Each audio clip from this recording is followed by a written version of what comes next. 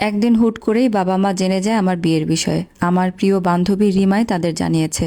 আসলে কিছু বিষয় নিয়ে ওর সাথে আমার ঝগড়া হয়েছিল, ফলাফল ও আমার বিয়ের কথা বাবা মাকে জানিয়ে দিয়েছিল। খবরটা পাওয়ার পর বাবা মা দুজনই আর এক মুহূর্ত দেরি করেননি, সোজা আমার বিশ্ববিদ্যালয়ে চলে এসেছিলেন। সেখান থেকে আমার ঠিকানা নিয়ে চলে এসেছিলেন আমাদের ছোট্ট বাসাটায়। সেদিন দুপুরবেলা আমি আর রাশেদ খুনসুটিতে মেতেছিলাম। তখন দরজায় টোকা পড়লো। রাশেদ আমাকে দরজা খুলতে বলে ও শার্ট পরতে লাগলো। দরজা খুলে আমার দম বন্ধ হয়ে আসলো। মনে হলো এখনই হার্ট অ্যাটাক করবো অথবা টেনশনে মূর্ছা যাব। আমার সামনে বাবা মা দাঁড়িয়ে। আমাকে দেখে মা কড়া গলায় জিজ্ঞেস করলেন, তুই এখানে কি করছিস?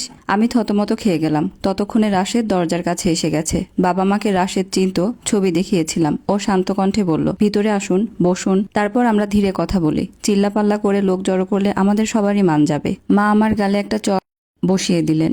রাশেদ আমার সামনে দাঁড়িয়ে বলল, প্লিজ মা, বাইরে সিন ক্রিয়েট করবেন না, ভেতরে আসুন। অগত্যা তারা ভেতরে আসলেন। রাশেদ একটা চেয়ার এগিয়ে দিয়ে বলল, প্লিজ বসুন। বাবা মা বসলেন। আমি চোরের মতো রাশেদের পাশে দাঁড়িয়েছিলাম। কিছুক্ষণ কেউ কোনো কথা বলল না। নীরবতাটা এত ভারী ছিল যে আমার বুকের ভেতরটা আরো বেশি কাঁপছিল। শেষ পর্যন্ত মা বললেন, কেন করলি এমন বল? আমি চুপ করে রইলাম। সত্যি তো, কি বলবো? আমি যে ভুল করেছি সেটা স্বীকার করার মতো সাহস তখনও আমার হয়নি। আর নিজের সিদ্ধান্তকে ভুল বলার মতো মানসিক অবস্থা আমি ছিলাম না। রাশেদ তখন নরম গলায় বলল, আমরা ভুল করেছি, প্লিজ আমাদের ক্ষমা করে দিন। তিথি, তুমি বাবা মায়ের কাছে ক্ষমা চাও। আমি মুখ তুললাম না। বাবা এতক্ষণ চুপচাপ বসেছিলেন। এবার তিনি খুব শান্ত স্বরে বললেন, তিথি, তুমি আমাদের একমাত্র মেয়ে। কণ্ঠটা শান্ত হলেও কথার ভেতরে এমন একটা ভাব ছিল যা আমার বুকের ভেতরটা কাঁপিয়ে দিল।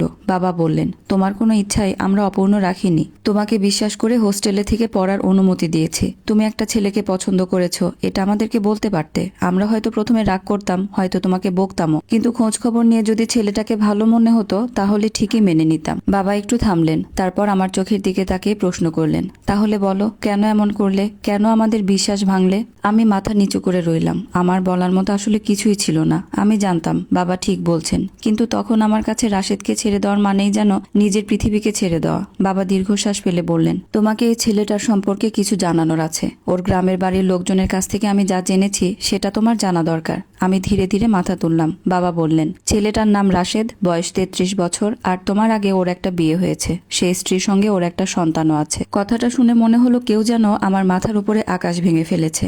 আমার পায়ের নিচের মাটি কেঁপে উঠল। আমি ধীরে ধীরে রাশেদের দিকে তাকালাম। ওর মুখের দিকে তাকিয়ে আমার বুকের ভেতরটা কেমন ফাঁকা হয়ে গেল। বাবার কথাগুলো কি সত্যি? রাশেদ কি সত্যিই বিবাহিত? ওর একটা সন্তান আছে? আমি কিছু বলার আগেই রাশেদ বেশ আত্মবিশ্বাসী গলায় বলে উঠল, এটা মিথ্যা তিথি। ওনারা তোমাকে আর আমাকে আলাদা করার জন্য এমন বলছে। আমি স্তব্ধ হয়ে রাশেদের দিকে তাকিয়ে রইলাম। ওর চোখে ভয় ছিল না, বরং এমন একটা আত্মবিশ্বাস ছিল যেন বাবার বলা প্রতিটা কথাই মিথ্যা। আমি এবার বাবার দিকে তাকালাম। বাবা মৃদু হাসলেন। সেই হাসিতে রাগ ছিল না, ছিল এক ধরনের ক্লান্তি। তিনি রাশেদের দিকে তাকিয়ে বললেন, সে তুমি ভালোই জানো রাশেদ, তোমায় আমি কিছুই বলবো না। তোমার প্রতি আমার কোনো অভিযোগও নেই, কারণ তুমি পর। তারপর বাবা আমার দিকে তাকিয়ে বললেন, আমার সকল অভিযোগ আমার মেয়েটার উপর। আমার বুকটা তখন কেঁপে উঠছিল। বাবা ধীরে ধীরে বললেন, তোমাকে আমি দুটো অপশন দিলাম তিথি। হয় তুমি এই ছেলেটিকে ছেড়ে চিরজীবনের জন্য আমাদের সাথে যাবে, না হয় সারা জীবনের জন্য আমাদের ভুলে যাবে। ভুলে যাবে তোমার বাবা মা আছে। আমি বাবার দিকে তাকিয়ে রইলাম। আমার মাথার ভেতর তখন হাজারটা প্রশ্ন ঘুরছিল। রাশেদ কি সত্যি বলছে নাকি বাবা? আমি কাকে বিশ্বাস করব? ঠিক তখনই রাশেদ আমার হাতটা শক্ত করে ধরে ফেলল।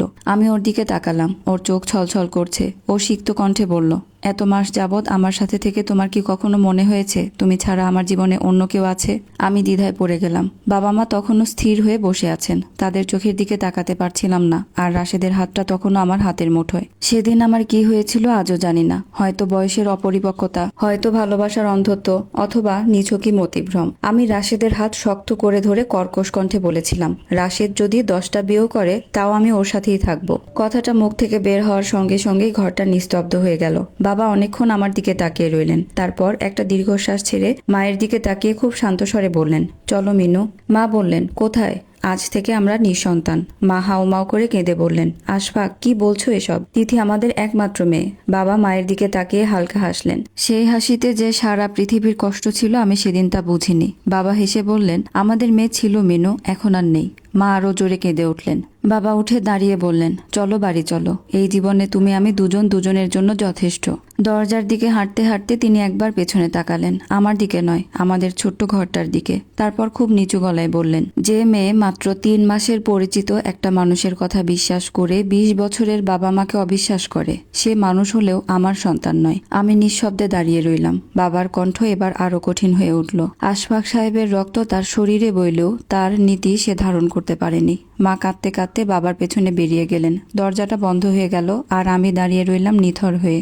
আমার বাবা মা সেদিন আমার জীবন থেকে বেরিয়ে গেলেন বিষাক্ত কষ্টে বিধ্বস্ত হয়ে। আর আমি তখনও রাশেদের হাত ধরে দাঁড়িয়েছিলাম। তখনও জানতাম না বাবা সেদিন আমাকে ত্যাগ করে গেলেন, নাকি আমার জীবনের সবচেয়ে বড় বিপদ থেকে আমাকে বাঁচানোর শেষ চেষ্টাটুকু করে গেলেন। গল্পটা আপনাদের কেমন লেগেছে অবশ্যই কমেন্টে জানাবেন। আল্লাহ হাফেজ। বাবা মা চলে যাওয়ার পর আমাদের ছোট্ট ঘরটা যেন হঠাৎ করেই নিস্তব্ধতায় ডুবে গেল। কিছুক্ষণ আগেও যে ঘরে মানুষের কণ্ঠস্বর ছিল, রাগ ছিল, কান্না ছিল, অভিযোগ ছিল, সেই ঘরে এখন এমন নীরবতা নেমে এসেছে যেন এখানে কোনোদিন কোনো শব্দই ছিল না।